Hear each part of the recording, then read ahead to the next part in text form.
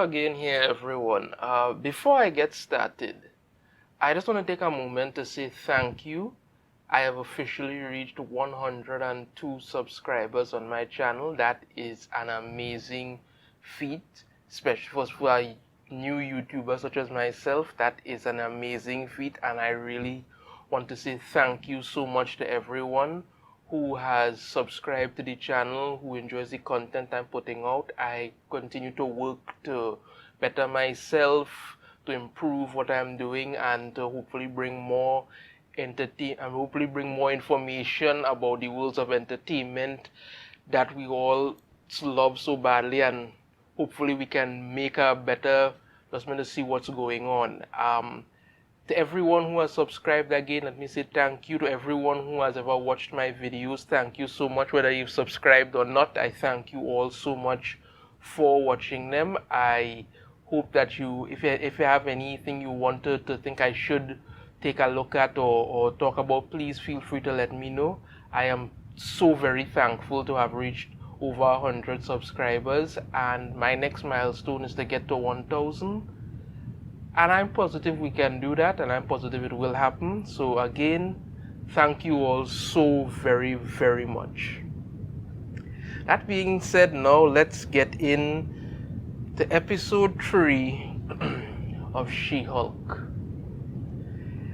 Let me start off by just saying two things happen in this episode.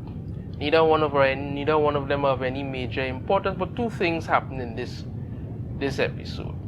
One is Jennifer Walters defending Emil Blonsky, aka Abomination, and the second one involves this dotish dipshit she used to work with, who they have pretty much pasted as everything that they hate about men. That's his only character. We'll get to him in a second. Let's get to what happens with Abomination. Now, when we left off last time, it was revealed that apparently Abomination had escaped from prison and was involved in some underground fight against Wong. That's what we saw in Shang-Chi. So it was in regards to that. So Jennifer goes and confronts him about it, and he tells her that he was removed from his cell against his wishes by the Sorcerer Supreme Wong, and he fought him, and then Wong actually wanted to offer him sanctuary, so he wouldn't have to go back to jail, but he willingly agreed to be sent back to serve out his time. Okay, well then, so she tried to get in contact with Wong, and she have her legal aid, who, I'm not sure what this woman does. She's supposed to be like her assistant, a legal aid, something like that, but it seems that all she does is pose by windows, take selfies, and always checking to see what's trending online or something. It's very, very disturbing.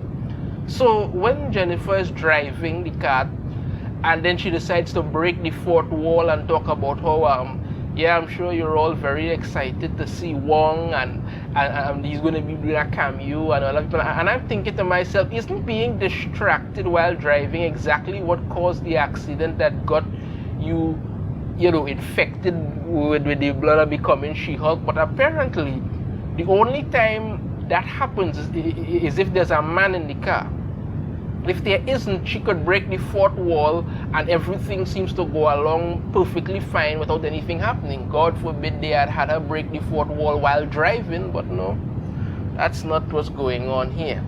So anyway, Wong shows up, and let me just say, before I get to Wong, let me just say, it is amazing to me how the CGI for She-Hulk continues to get worse with each episode.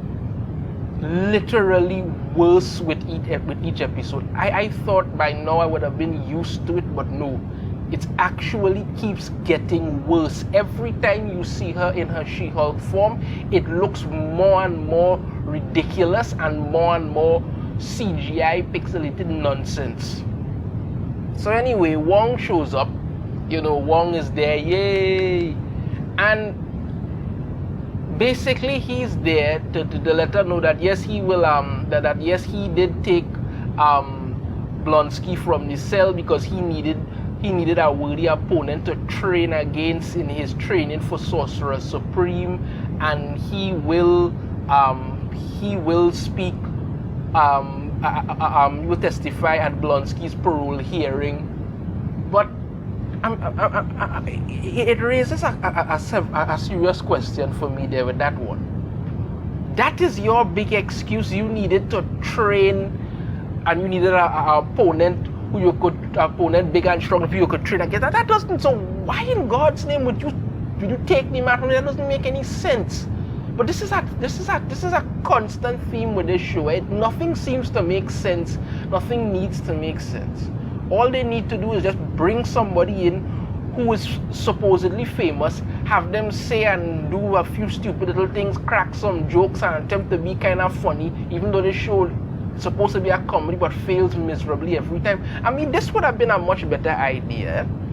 What he could have said was that, at the underground fighting ring, it had somebody who had stolen some kind of ancient artifact, but he didn't know who the person was, and he needed to infiltrate there in order to ascertain it, because the artifact was very dangerous, and the person only meets with people who have big fights and win and this sort of stuff. Okay, so then he approached Blonsky, told him the situation. Blonsky agreed to help under the condition that he would be returned to his cell to serve out the rest of his sentence. They went there, they did their little thing, the person showed up, they managed to do it, and in the process of retrieving the artifact, they actually saved millions of lives. And then he returned Blonsky to the cell. Now, that could set up several things. One, the artifact could tie into something later on that you want to do with Marvel. Two, it could show that, Abomination is actually willing to be a hero and help certain things, which could also tie into something later on. And three, would have make more sense that you just spring a man from prison because you wanted somebody big and strong to have a slap fest with. That doesn't make any kind of sense. So anyway, he agrees to do it. He shows up late to the hearing. Wong shows up late to the hearing, but Blonsky at the hearing demonstrates that he has the ability to turn into Abomination without turning into a savage monster. And you see the overacting in this episode. The overacting is very prevalent in this episode. The parole board is made up of a couple white people and one black woman, prominent black woman, because we need that. So when Blonsky turns in to Abomination, them start to freak out, and the black woman, they screaming like, and I'm like, what the hell are you overreacting so for? You see the man turn into the thing, and he's perfectly calm there, putting his slippers down and everything, and the overacting is just blown out of the water, because they're trying to elicit something in this show that it never seems to have the ability to do, and it just continues to embarrass itself at every time. So he does. Wong comes and talks and explains what happened. They adjourn for the time being. When they do reconvene, Blonsky is given parole, but he's released on parole, but he's forbidden from transforming ever again, and he's supposed to wear a power inhibitor bracelet to keep him from transforming. It also turns out he has a whole bunch of wives and things that he has some place, all kind of drama with Blonsky. We're right. So that's the end of the whole Blonsky's thing. Honestly, the only thing you could say of any prevalence of that was that Wong showed up and you saw a bunch of overacting. Also, the way they're making Abomination look now is very, very ridiculous. In The Incredible Hulk, he actually looked like an abomination, but now it just kind of looks like, Emil Blonsky's face on a big green monster thing, and the CGI just sucks. Not as badly as She-Hulk, but it does suck. So anyway, while that is happening now, another thing is going on, the other part of this. Jennifer's former colleague, Dennis Bokowski, right? He comes to the law firm and superhuman division because he apparently was dating this woman who he thought was Megan Thee Stallion. But it turns out she's a shape-shifting light elf from New Asgard named Runa. She was defrauding him and he ended up spending $175,000 on her and he wants to get his money back. And this light elf Runa has a habit of impersonating people. She tries to impersonate Dennis Bokowski to get the matter dropped. Then she in court tries to impersonate the judge. It's really, really ridiculous. But the problem with this Bokowski person is that you could see his entire character in this show is everything that these creators hate about men. That's what he's supposed to embody. That's it. That's what he's supposed to embody. They have this big trial, and the trial sets up for one simple purpose. They have Jennifer Walters come in and talk about what a horrible, despicable, chauvinistic, woman-hating, degrading, trying to overcompensate jackass that this man is. That's it. And in doing so, he ends up winning the case. And then for some unknown reason, Megan Thee Stallion is actually in the courtroom there. There's no, yes, this woman was impersonating her, but that's how you bring in Megan Thee Stallion. She just in the courtroom there, with a fan and you're like, wait, what? That's it?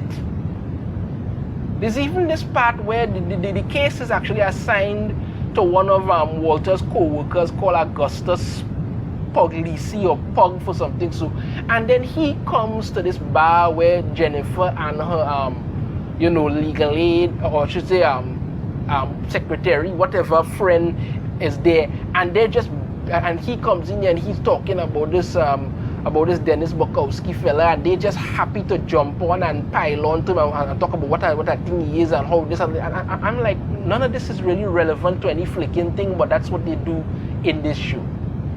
So the case is over, he wins, everything okay, good.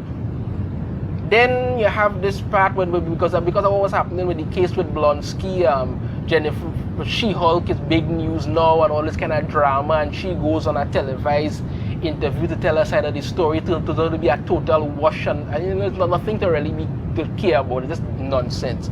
But in the end now, when she's going home, as she pulls up in her car and she's walking in, she gets attacked by 4 men armed with Asgardian construction equipment. They actually admit that they ripped off an Asgardian construction site. She turns into She-Hulk and starts throwing them around like rag dolls. They try to attack her, nothing is happening. The whole thing looks totally stupid.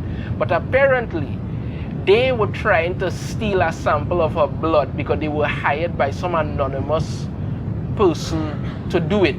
And she just throws them off. When they try to do it, the needle can't get through her skin, her She-Hulk skin, so waste of time there, right? And then that's it.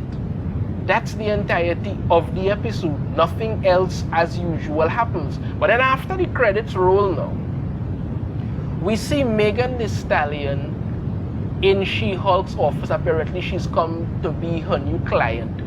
Why would Megan Thee Stallion go to a superhuman law division to get a lawyer who deals with superhuman people and stuff, unless apparently twerking is superhuman? We don't know. Speaking of twerking, next thing you know, She-Hulk and Megan Thee Stallion are twerking in the office. So they're twerking in the office, and that's somehow supposed to be something of importance to the show, because you want to bring in Megan Thee Stallion and you want to have Megan Thee Stallion twerk. Okay. But you could have done it a little better, like maybe you could have set up She-Hulk was fighting somebody and Megan Thee Stallion was doing a recording for one of her music videos somewhere, and somehow she comes crashing through the wall. So then you have an actual setup instead of just having her suddenly appear in the courtroom, and then at the end she's just twerking with She-Hulk. I mean, it's ridiculous, it's stupid, it doesn't make any kind of sense, but then that's kind of par for the course when it comes to this entire show. So that's it. That's episode 3. It does not get any better. Honestly, I would give this episode a 1 out of 5 as well, because it doesn't seem to make any kind of sense. Nothing seems to be happening. They're trying to set up something with this person who wants her blood, but to be perfectly honest with you, you could really care less. Looking at the quality of this show, it doesn't seem to matter, or you doesn't seem to care what they do. It's not good at all. Let me know in the comments what you think. You have a different opinion, I'd love to hear it. If you like the video, be sure to hit that thumbs up. Subscribe if you haven't already. Ring the notification bell. Be notified every time I put out a new video. And I shall see you all next time. Take care.